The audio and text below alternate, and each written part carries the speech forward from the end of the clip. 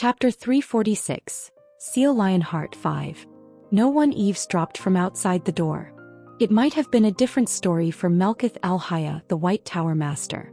However, Carmen and Desra here possessed the basic understanding that one should not pry into another's chamber.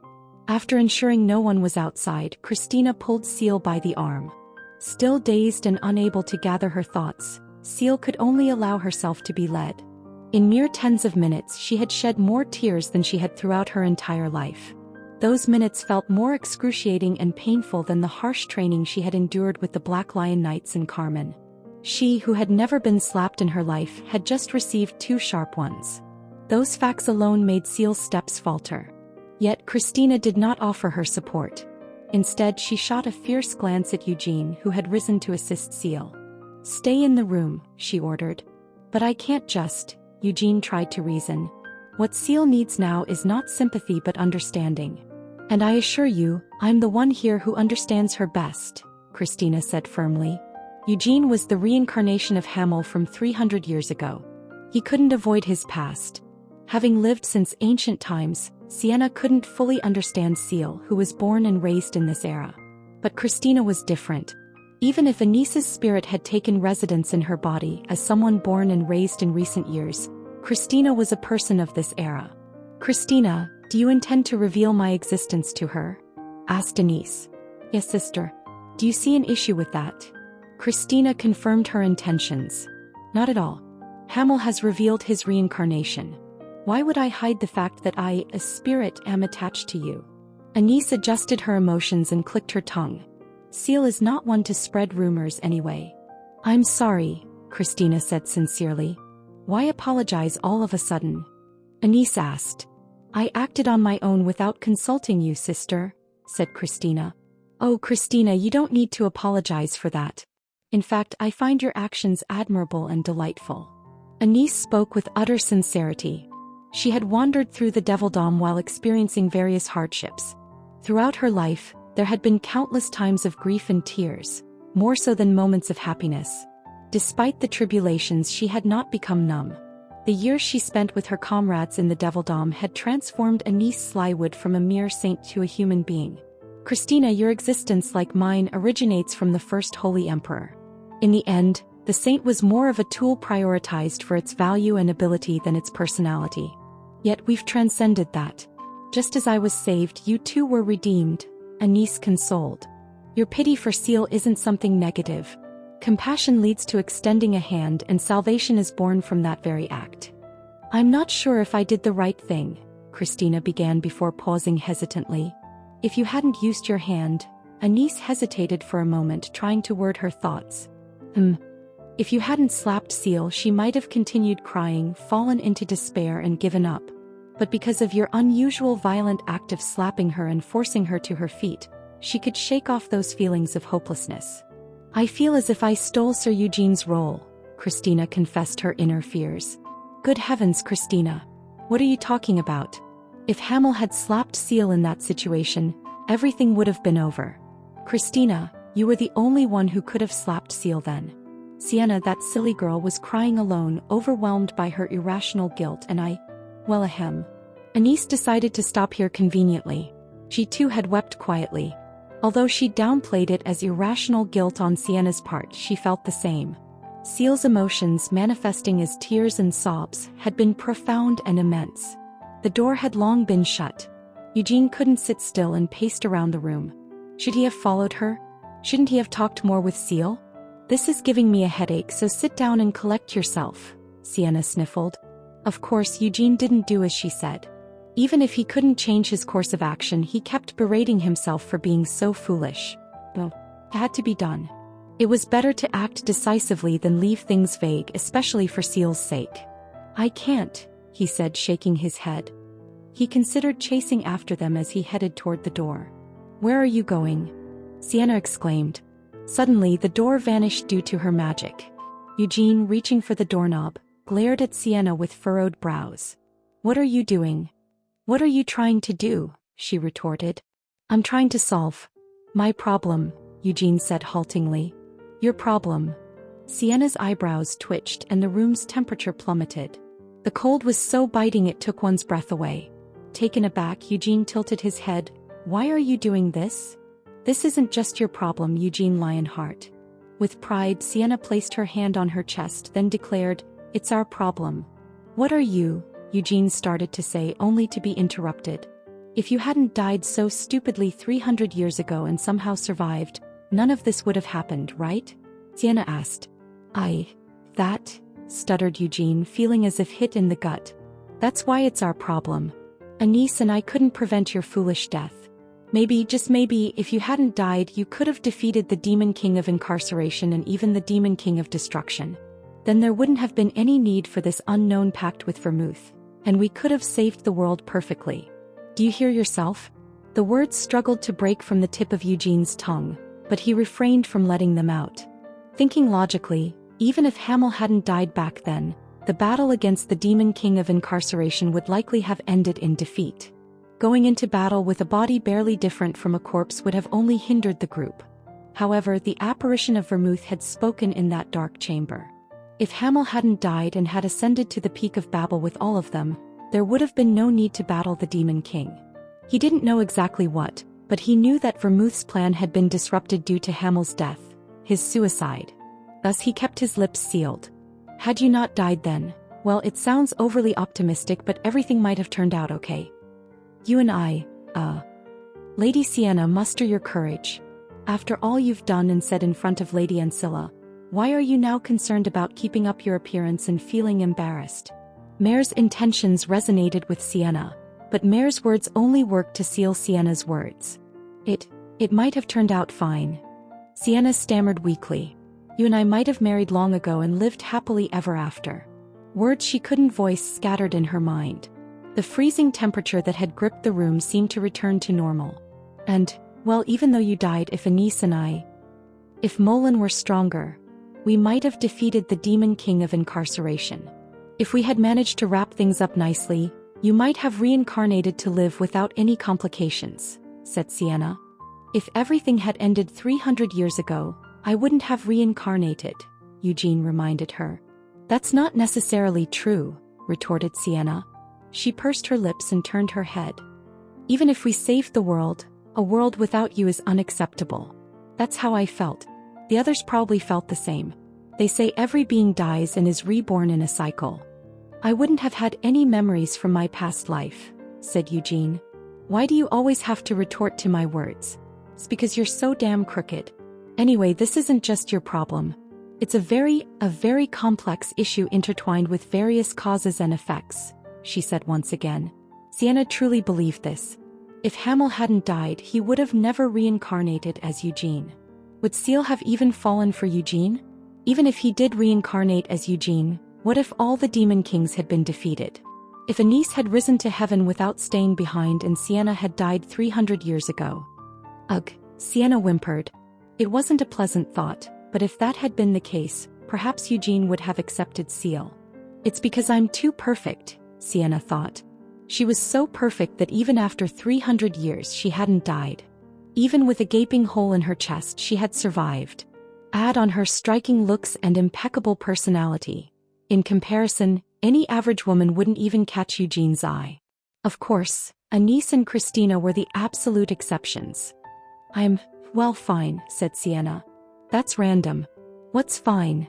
Asked Eugene. I'm fine with you keeping Seal around, said Sienna. The visage of Ancilla flickered in Eugene's mind. Are you out of your wits? He asked. Though Sienna spoke earnestly, Eugene couldn't take it that way. Accept her by his side? Seal isn't some object, said Eugene, sounding upset. That's not what I meant. Just, you don't need to forcefully push her away on my account, Sienna clarified. I'm not pushing her away. To me she's, no, she is family, Eugene explained. But your parents aren't the same, Sienna retorted. Do families need to share parents? I've never thought so. What, so should I lie to her? Eugene asked, sounding angry. There's no need for that. Just don't push her away, said Sienna. When did I ever? Eugene let out a deep sigh and hung his head. He did care for Seal. However, it was never a romantic affection. While Seal might have yearned for such emotions, Eugene couldn't reciprocate. Thus he had to firmly decline. You're overthinking it, Sienna pouted and hugged her knees. For the happiness I envision, you have to be there. No matter who else is, as long as you, Eugene, are by my side, I'm fine. So don't stand there, come sit. Eugene sighed deeply again and returned to the couch. He obeyed her wish and sat down. Sienna looked at Eugene with a broad smile, then said, Christina really knows how to slap, doesn't she? Still not quite like Anissa's handiwork. Why are you talking about how it feels? I'm the one who got slapped, Eugene complained. Just between us, isn't Christina a bit terrifying? Lately she seems even scarier than Anise. Smiling while stabbing someone in the heart. Phew, why do I even mention it? She looks at you with those dripping honey eyes, trying to lure you like a fox. Sienna wasn't polite in her complaints. Ahem. Eugene just cleared his throat, not knowing what to say.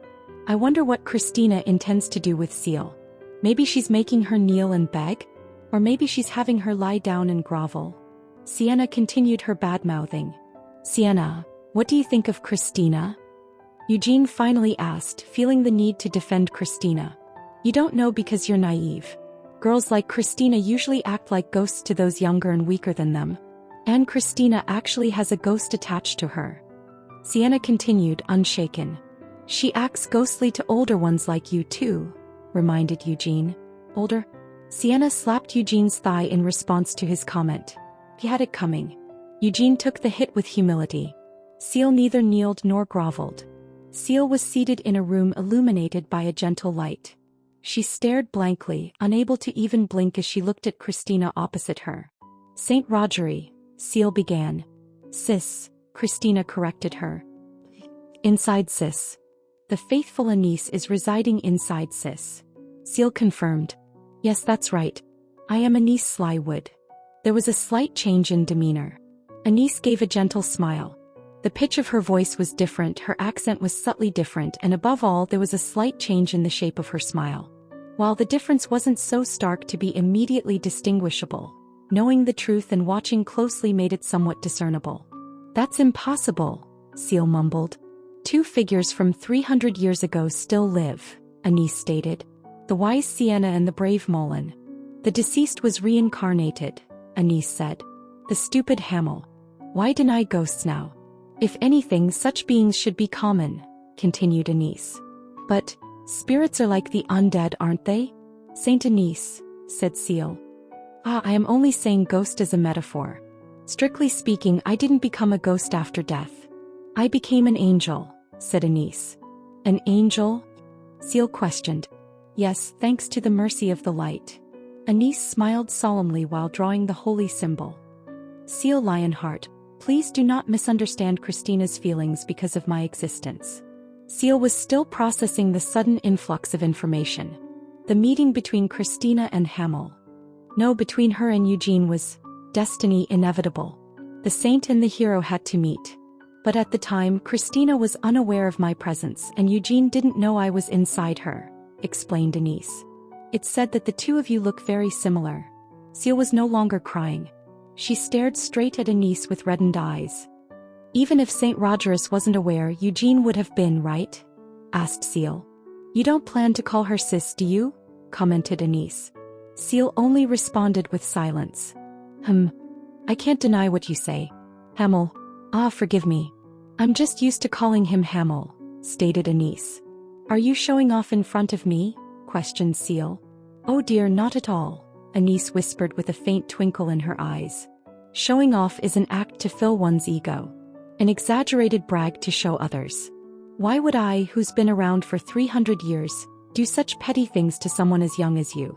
What would I do such petty shit? Petty shit? Seal asked with widened eyes. Do you think that's not something the saint should say? But what can you do about the truth? Seal Lionheart, I have no need to show off to you. After all, I've known Hamel since 300 years ago. I've been by Hamel's side for 300 years. I've loved Hamel for 300 years. I had such a strong attachment that it wouldn't let me find peace even in death. Anise tilted her head with a soft chuckle. All I know is Hamel. Did you bring me here to tell me such things? Seal asked defiantly. No, I just wanted to make my stance clear. And to ensure you don't misunderstand. This isn't about Christina but me, Anise. All I know is Hamel, said Anise. Seal wasn't sure how to respond to this declaration. All I know is Eugene Lionheart. Anis's demeanor and expression shifted subtly. Anis stepped back, making way for Christina. Though it's undeniable that Sir Eugene is Sir Hamel, Seal I, Christina Rogerus, see only Sir Eugene. My salvation came not from the Hamel of 300 years ago, but from Eugene we know now. Do you think you're more special than me? Questioned Seal. Don't be so defensive. Christina shook her head. As I mentioned earlier, I understand you. Just as you harbor affection for Eugene, so do I. So, what do you want? Because we're alike, should we laugh heartily and be close friends? Seal asked mockingly. Yes. Christina's response was swift and direct. Seal laughed with a raspy voice. That's absurd. Are you confident? Christina asked. What do you mean? Seal asked uncertainly. Are you confident, Seal Lionheart? If we don't get along well, do you suggest we fight, clawing and biting at each other, criticizing and pushing one another away? Or will you discreetly approach with a hidden knife, intending to stab me? Christina asked. Well, Seal hesitated. Is your pride hurt now after all this? What were those tears you shed earlier? Did you not cling, crying out why you couldn't be the one? Christina pressed. Seal bit her lip, unable to find words in response. Though Christina spoke such words, could they truly get along? Seal couldn't imagine such a scenario. From her youth, she remembered scenes of her mother, an outsider at home, constantly challenged by the first wife, Tanis. She remembered the trials her mother faced and how she eventually overcame them, winning over even the family knights to rise as a prominent figure. Seal had similar ambitions. Somehow she'd gain Eugene's attention and love, eventually surpassing the old wizard with purple hair and the sinister saint with the oversized fatty chest. I like you, Christina whispered while gently stroking her lips as she took a moment to organize her words to convey her thoughts better. Lady Sienna and Anis share mutual experiences and emotions. Thankfully, Lady Sienna accepted me, and Lady Anis regards me as a sister. However, my essence is inherently different from theirs. I didn't live 300 years ago and I don't know Sir Hamel. Seal was at a loss for words. But I do know Sir Eugene. Just as you do, Seal Lionheart. That's why I like you. I understand and empathize with you, Christina said clearly. You treat me like a child, Seal chuckled bitterly. No, I see you as my equal, Christina corrected. Really? Came Seal's childish response. Why would I lie? Christina grinned. For a moment, gazing at her radiant smile illuminated by the soft room lights and her shimmering golden hair, her blue eyes twinkling like gems, Seal truly saw the saint in Christina. A tear she had been holding back ran down her cheek. Caught off guard, Seal quickly wiped it away. Do you want comfort? Christina asked. I don't need it, Seal refused immediately. Then cry until you feel better. It'll ensure you won't cry tomorrow. Christina then smirked. Or maybe not. Crying today doesn't guarantee not crying tomorrow. But at least try not to show your tears to Sir Eugene tomorrow. You know as well as I. That boy has a tender heart despite his brashness and constant swearing, said Anis. Isn't that part of why you love him? Asked Christina with a smile. Seal was quiet, trying to hold in her tears. I feel the same. As does Lady Anis and likely Lady Sienna too, Christina voiced everyone's thoughts. Seal closed her lips tightly and lowered her head. Sleep in my room tonight.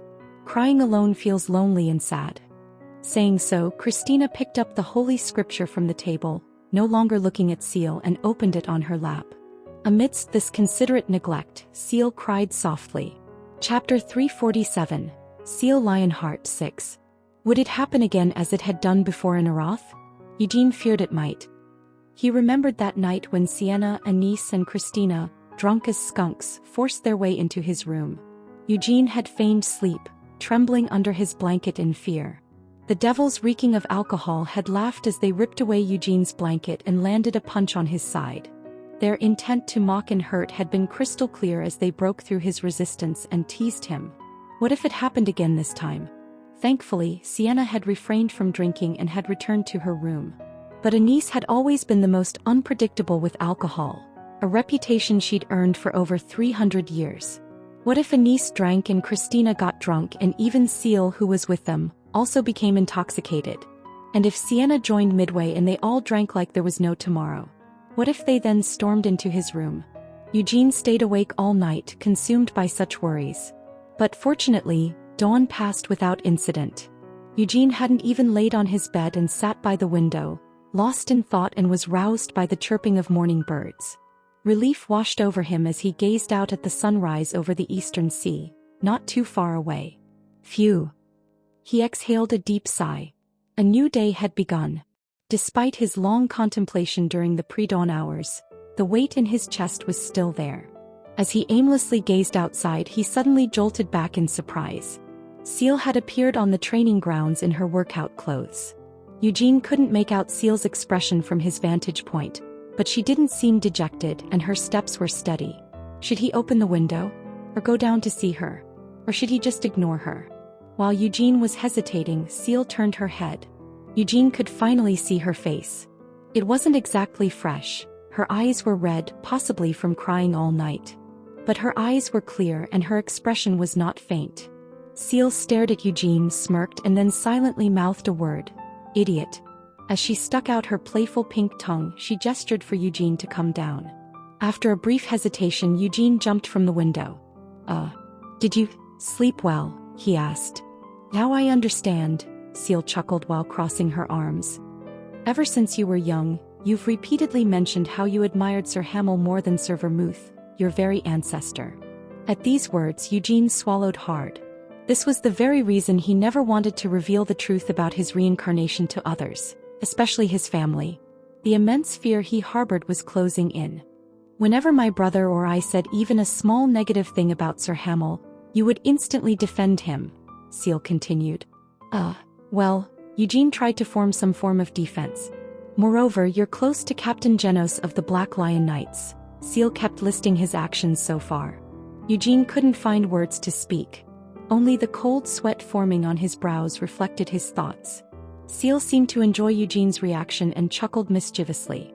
Sir Genos knows, doesn't he? Asked Seal. No. Eugene denied weakly. Why bother with such obvious lies? If I hadn't known your true identity, I wouldn't have thought much of it. But now that I know you're Sir Hamel, things feel very different. Thinking about it, Sir Genos struggled quite a bit dealing with you when you were much younger. By now Eugene was struggling to form a coherent sentence. Don't worry. I won't blame you for telling Sir Genos something you didn't tell me, said Seal. She cried all through the early hours. Christina and Anise had waited patiently until Seal stopped her tears. They didn't share more words that night. Had Seal wished for conversation or consolation, the saints would have gladly obliged. But Seal didn't desire for such. Just having them by her side during a sorrowful night had been sufficient. She had pondered deeply. It must be quite embarrassing, right? Seal said with a laugh. So, you've been gilding your face for 8 years without anyone knowing? Before Eugene could say anything, Seal continued. Moreover, in front of kids who didn't know any better. Anyone else might have been silenced by embarrassment, but Eugene couldn't. Looking seriously at Seal, Eugene replied, Gilding? I don't see it that way. History hasn't evaluated Sir Hamel. Me correctly. As his words trailed on, Seal couldn't help but laugh, giving a playful slap on Eugene's shoulder. Yes, Sir Stupid Hamel. I understand what you're trying to say. So, Sir Hamel didn't like the idea of being undervalued by future generations. Ahem. Hamel coughed awkwardly. But this is a bit off. I can understand one gilding themselves, but you, Sir Hamel, you've had all the memories of your past life since birth, right? Seal leaned in as she whispered. The closer she got, the more it felt like a sharp blade pierced Eugene's heart. Eugene staggered while holding his aching chest. That's when Seal asked, Does that mean, as a newborn, Sir Hamel cried like a regular baby, even though he wasn't one? That was beyond my control. Eugene finally managed to say something. Crawling on your knees, then taking baby steps? Seal continued with the mocking.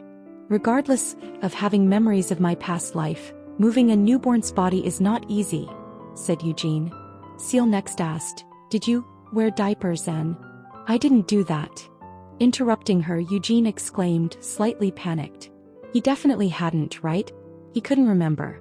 Memories of those times were buried deep within.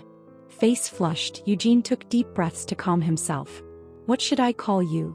Seal asked, staring intently at Eugene. Eugene Lionheart? Or Hamel Dinah? Do I need to answer that? Eugene sighed deeply while meeting Seal's gaze. Her eyes were rimmed red, but they held the same clear determination as before. Seal wasn't truly seeking an answer from him at that moment. Call me as you wish, Seal, said Eugene. All right, Eugene. Even if Eugene had asked to be called Hamel, Seal would not have obliged. Regardless of past lives or reincarnations to Seal, Eugene was simply Eugene. What should we do moving forward? Seal's focus drifted, and with a gentle twirl she began to walk gracefully. I embarrassed myself greatly yesterday. From today onward I aim not to do so. Eugene listened silently as Seal said everything weighing on her heart. It doesn't mean I'm giving up or discarding my feelings for you. They're irreplaceable, she admitted. Is that so? Eugene said lightly. It doesn't matter if you don't look back at me, Seal continued. But it did matter. She wished, even if just occasionally, for a fleeting moment of his attention. However, she never voiced such desires aloud. More importantly, Seal said, firming her heart, she didn't want to wallow in such thoughts any longer.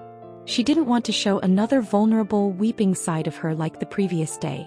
Seal paused to compose herself, then turned back with a beaming smile. Who else knows that you are Sir Hamel? Lady Sienna, Saint Rogerus, Saint Anise, Mayor Rhaenyra, Sir Genos of the Black Lion Knights, and me. Anyone else? The Demon King of Incarceration and the Queen of the Night Demons know as well. I think they're the only ones among the demons, answered Eugene. Oh, so the Queen of the Night Demon ambushed us in the tundra because of that? Asked Seal. Eugene immediately denied. No, that wasn't the reason. That attack was just her being crazy, and she only found out about my true identity much later. Beyond that, Eugene sighed deeply before continuing, and the Red Tower Master seems to have noticed, or maybe not. Why so vague? Seal asked in confusion. I think he noticed, but he's pretending not to, Eugene admitted. So he figured it out without you explicitly revealing it. Truly worthy of Lord Lovelian, Seal praised sincerely. Gerhard, the elders of her family, and her brother Sion didn't know Eugene's true identity. Realizing this, Seal's smile grew sly as she asked, shouldn't we tell Sion? What? A startled Eugene looked at Seal cautiously. He is my twin after all, Seal said, her sly smile widening.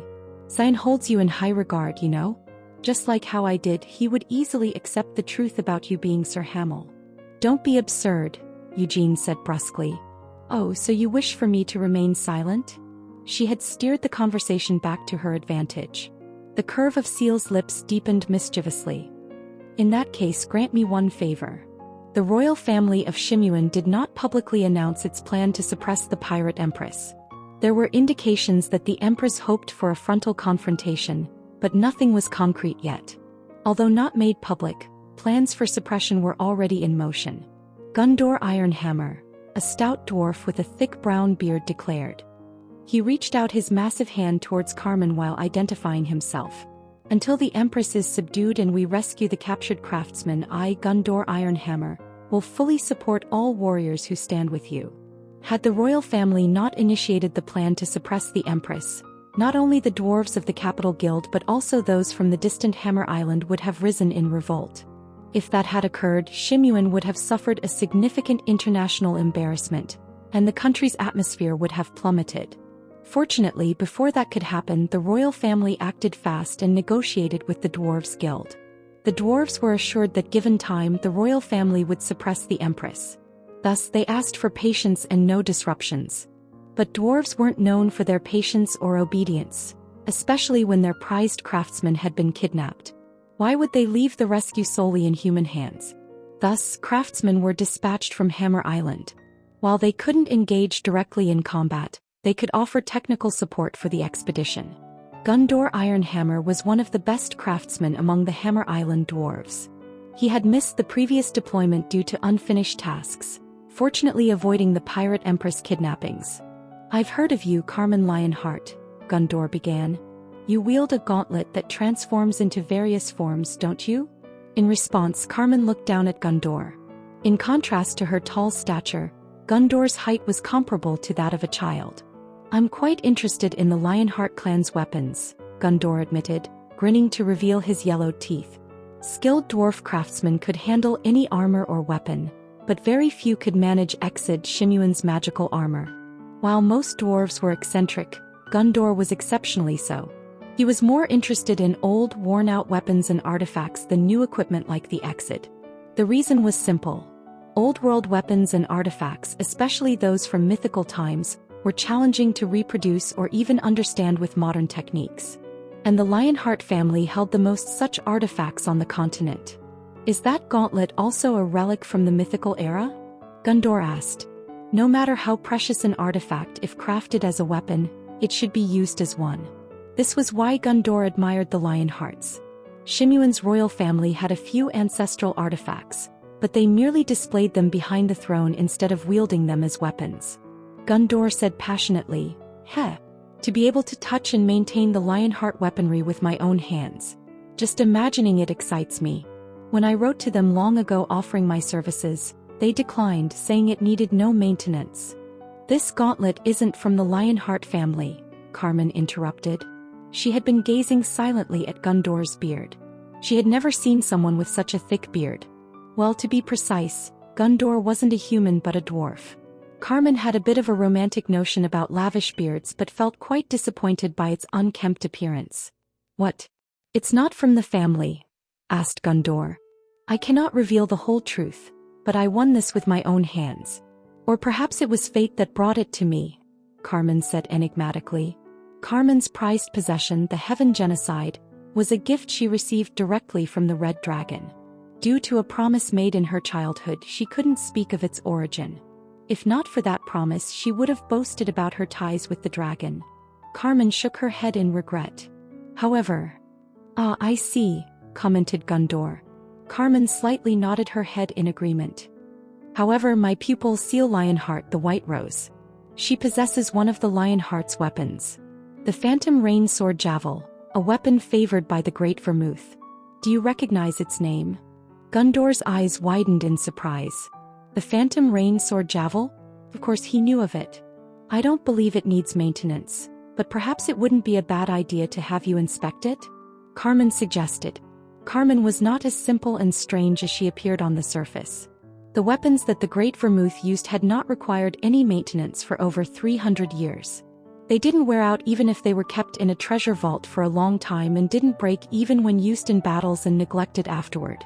Javel was no different. There was no need to entrust its upkeep to a dwarf now. Carmen was aware of this. Yet she thought of bringing it to Gundor because of Eugene. The Demon's Spear and the Annihilation Hammer. Carmen thought of those two weapons belonging to the Demon Kings. Years ago, an uprising had taken place at the Black Lion Castle. The remnants of the Demon King residing in the Annihilation Hammer had seduced and manipulated Dominic, the captain of the 1st Division of the Black Lion Knights and the owner of the Annihilation Hammer, marking the start of the uprising.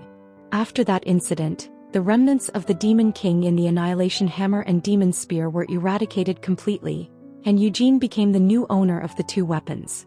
Several years had passed since then, and there was no doubt regarding Eugene's abilities. Still, there was no harm in being careful. However, Carmen knew she shouldn't proceed and make decisions alone regarding this issue. The fact that Eugene, Sienna, and Christina were staying in her mansion after entering the city was top secret. She hadn't even told Ordis about it. Seal. On her way back to the mansion after parting with Gundor, Carmen thought of her pupil. Carmen had never fallen in love with a man in her entire life. What she loved was the name Lionheart, herself who had been born into the family with many privileges, her ashen hair which had earned her the nickname Silver Lion, and her golden eyes. She loved her fists and feet, which moved faster and stronger than she could ever have imagined. She loved the fact that she had been chosen by a dragon. She loved her fate, which was now to benefit the world. She had never thought of loving a man. She had never felt the desire to love. Though she received many proposals in her youth, she never once entertained them. She occasionally thought of having a child but was never desperate for one.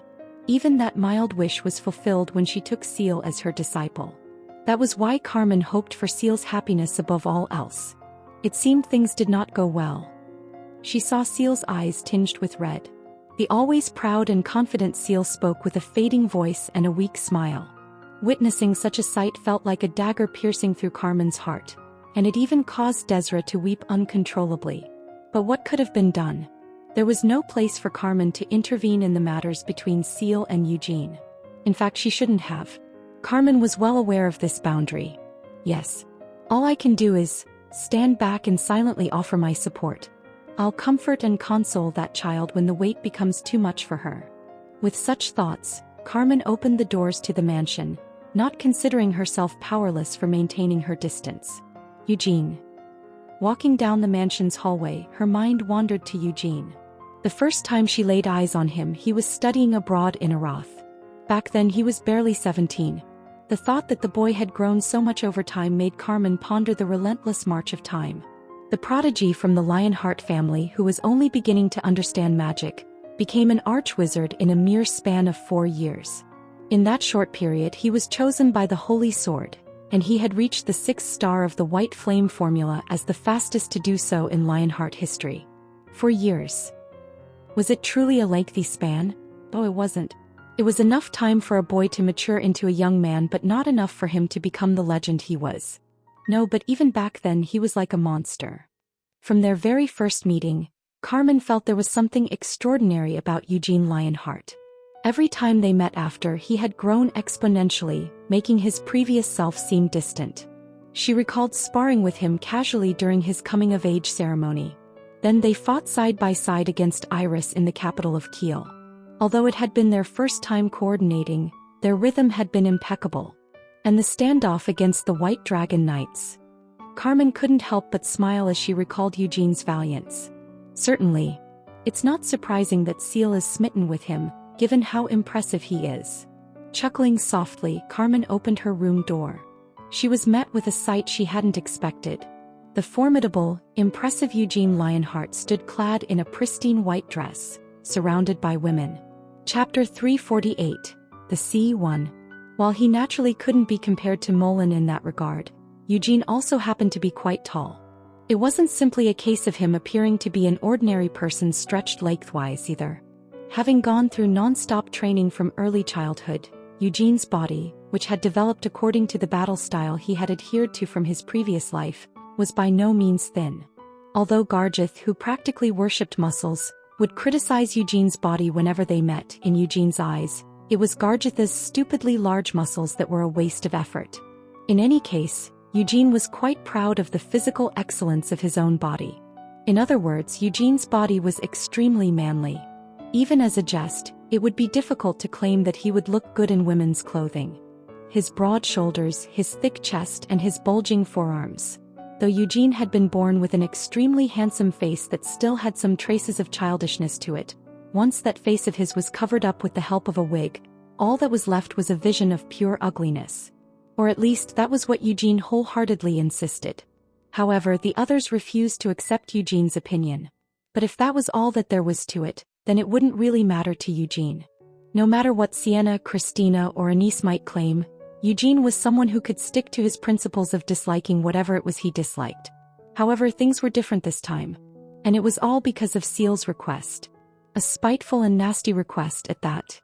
In fact, even if Eugene had refused her request, Seal would have still kept Eugene's secret to herself. After all, it wasn't something to be spread around lightly.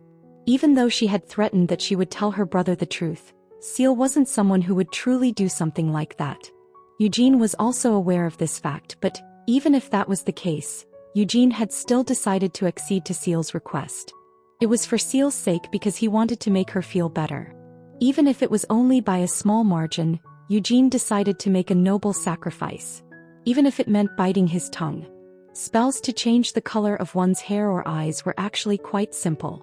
Spells that could make someone else's senses perceive things differently also weren't a challenging field of magic if it was to only alter ordinary people's senses. However, any spell that completely transformed a person's body in some way was very advanced magic. But for an archwizard, it was definitely within their capabilities to reconstruct their own body and transform into a different appearance. But Eugene hadn't reached that level just yet. Eugene could be said to have barely reached the 8th circle, which could be called the standard level of strength for an archwizard, because of his ring flame formula, which replaced a wizard's circles with his stars and amplified their power. In addition, there was also Akasha's support. Due to this, Eugene had felt a glimmer of hope. No matter how pretty his face was after makeup, or no matter how his hair was lengthened or covered up by a wig, if such a pretty face was located above his large bulging muscles in the end, wouldn't that sight still be an unappealing one? However, those hopes were dashed by Sienna.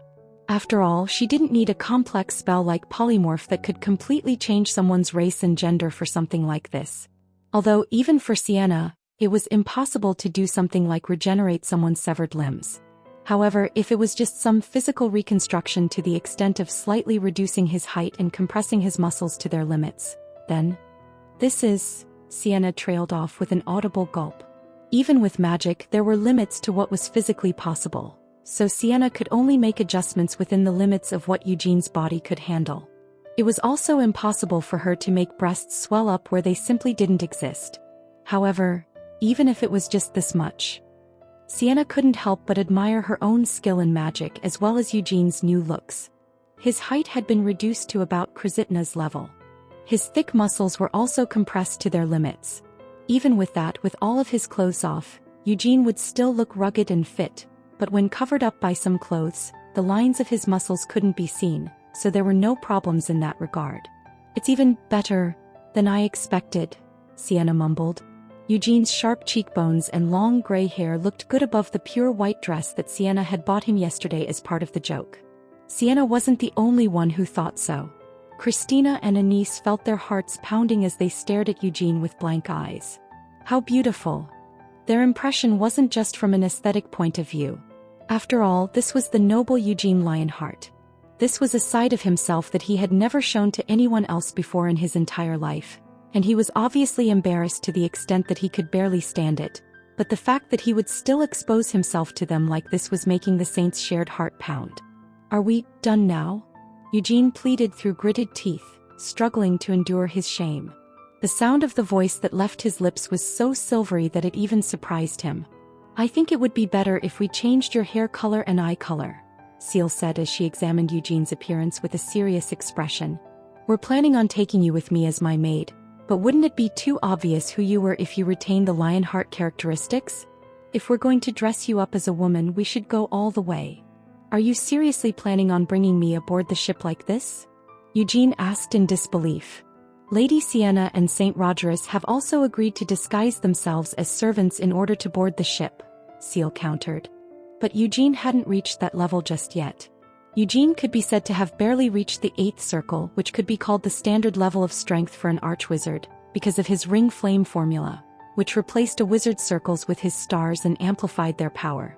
In addition, there was also Akasha's support. Due to this, Eugene had felt a glimmer of hope. No matter how pretty his face was after makeup, or no matter how his hair was lengthened or covered up by a wig, if such a pretty face was located above his large bulging muscles in the end, wouldn't that sight still be an unappealing one? However, those hopes were dashed by Sienna. After all, she didn't need a complex spell like polymorph that could completely change someone's race and gender for something like this. Although, even for Sienna, it was impossible to do something like regenerate someone's severed limbs. However, if it was just some physical reconstruction to the extent of slightly reducing his height and compressing his muscles to their limits, then Sienna trailed off with an audible gulp. Even with magic, there were limits to what was physically possible, so Sienna could only make adjustments within the limits of what Eugene's body could handle. It was also impossible for her to make breasts swell up where they simply didn't exist. However, even if it was just this much, Sienna couldn't help but admire her own skill in magic as well as Eugene's new looks. His height had been reduced to about Krasitna's level. His thick muscles were also compressed to their limits. Even with that, with all of his clothes off, Eugene would still look rugged and fit, but when covered up by some clothes, the lines of his muscles couldn't be seen, so there were no problems in that regard. "It's even better than I expected," Sienna mumbled. Eugene's sharp cheekbones and long gray hair looked good above the pure white dress that Sienna had bought him yesterday as part of the joke. Sienna wasn't the only one who thought so. Christina and Anise felt their hearts pounding as they stared at Eugene with blank eyes. How beautiful!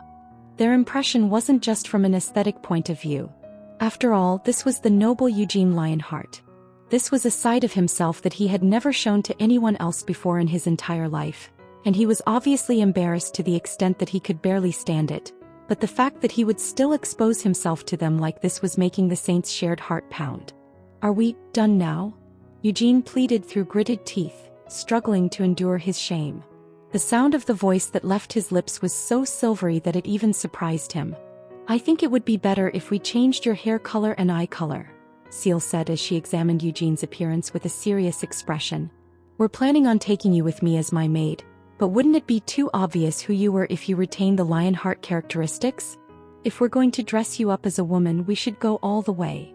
Are you seriously planning on bringing me aboard the ship like this?" Eugene asked in disbelief. "Lady Sienna and Saint Rogerus have also agreed to disguise themselves as servants in order to board the ship," Seal countered. Fine, it was just as Seal had said. If Eugene disguised himself as a maid, no one should be able to see through his identity. Although there was a risk that the magic disguising him might be unraveled when they arrived at the Salgarda Sea, if it meant that they would be able to reach their destination safely and get close enough to confront Iris, it would still prove useful. But if I get caught before that, Eugene darkly thought. They were dead. Whoever it was, he would be sure to kill them. That was Eugene's sincere conviction.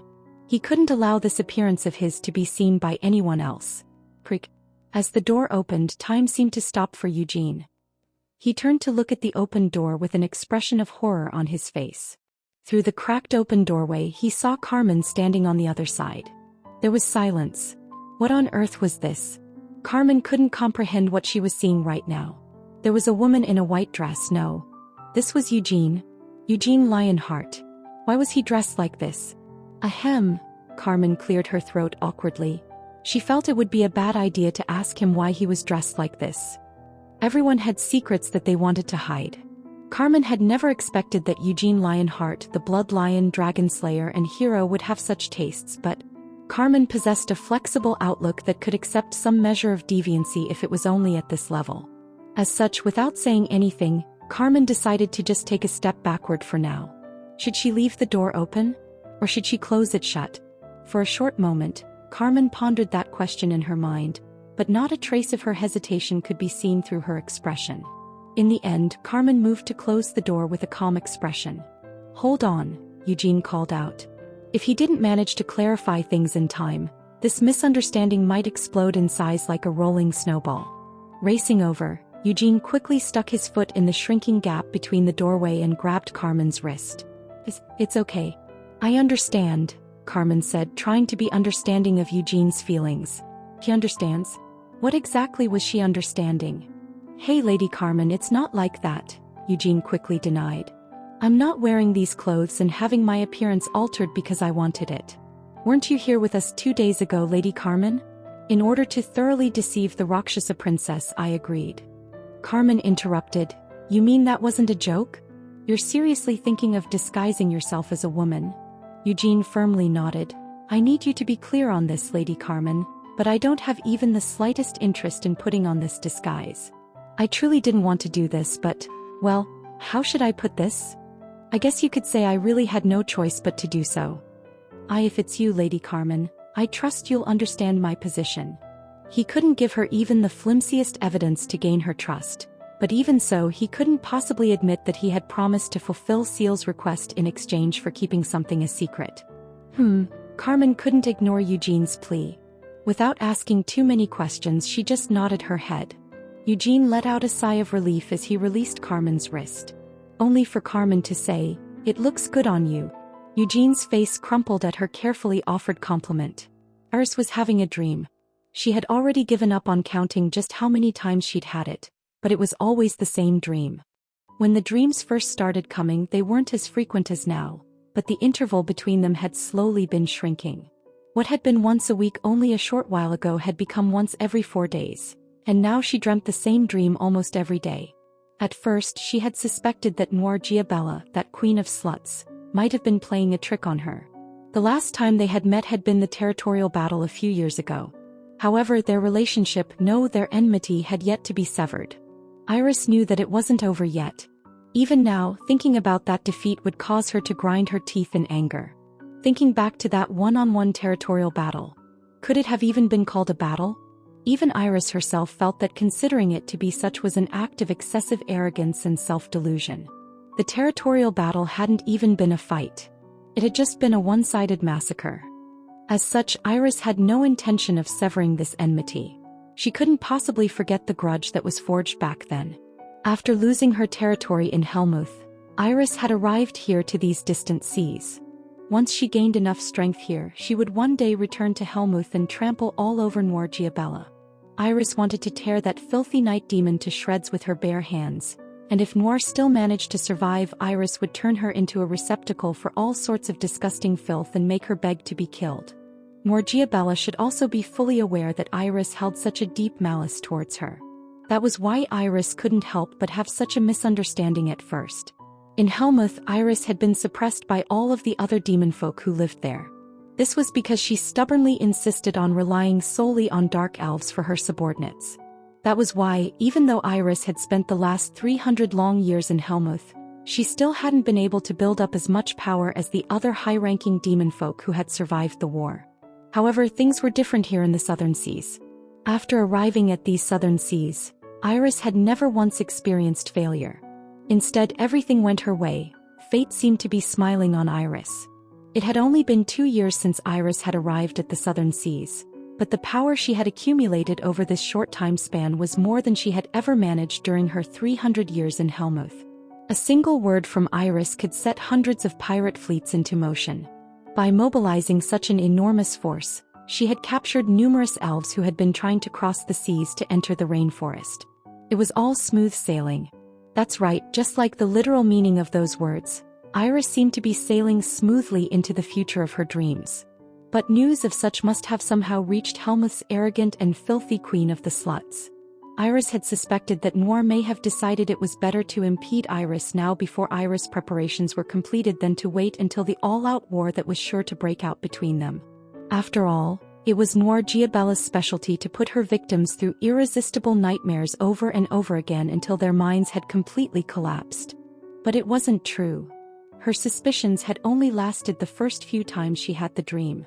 After having the same dream over and over again, Iris realized that this dream wasn't a nightmare. No, in fact, Iris had known the truth from the moment that she had first experienced that dream. But at first she still had some lingering suspicions that there might be some other scheme at foot. However, now she no longer had any doubts. Nightmares were painful, and as a rule they made you want to wake up from them. The harmful nightmares used by the night demons would use different methods to try to wear down the mind and break the dreamer's will. But Iris' recurring dreams weren't anything like that. Instead, they were sweet and nostalgic. She always had the same dream repeatedly, but Iris had never once thought it was boring. "Oh," Iris sighed. Rather than being bored, she always found herself sad and disappointed whenever the dream ended. Waking up from the dream, Iris wiped the tears in the corners of her eyes. The dried tear marks on her cheeks pulled and stretched along with her facial expressions.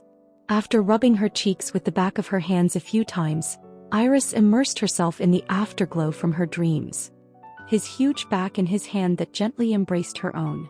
It was hard to see because everything was covered up by a haze, but even through such a fog she still managed to recognize the caring smile on his face. In the dream, he would then take the first step down a path and she would follow him, trying to travel together with him. After taking a few steps forward, in mere moments, his huge back would suddenly recede into the distance, casting a long shadow behind him that would engulf everyone there. That's right, Iris wasn't alone in the dream. Everyone was looking at the same back from behind and walking forward together. Kamash, Sane, Oberon. Iris murmured the names of her long-dead siblings. A giant, a vampire, and beastman. They might all have belonged to different races, but they had definitely been siblings. Ha! Iris let out another long sigh as she climbed out of bed. It was a strange dream. It was definitely nostalgic, as the dream brought back memories of the distant past.